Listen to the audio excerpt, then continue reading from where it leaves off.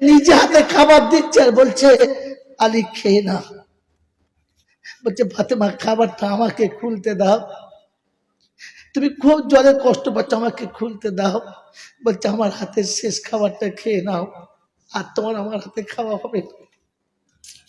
বলছে কি শোনাচ্ছ ফাতেমা, খাওয়া হবে না কেন? বলছে শোনো খাওয়া হবে। ফজরের পরে নামাজ পড়ে ইশরাকের নামাজ পড়ার জন্য তাসবিহ করতে করতে চোখটা লেগে গেছে।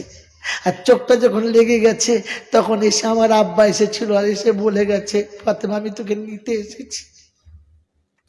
আমার আব্বা আমাকে নিতে এসেছে, আমি চলে যাব, তাই তোমাকে রান্না করে দিয়ে গেলাম, তোমাকে আজকে আর রান্না করতে হবে না। তোমার কাপড়গুলো কেচে দিয়ে গেলাম, তোমার কাপড় কাচার জন্য চিন্তা করতে হবে না। তাই আমি শেষ খাওয়া তোমাকে খাইয়ে দিয়েছি, খেয়ে নাও। তালি বলছে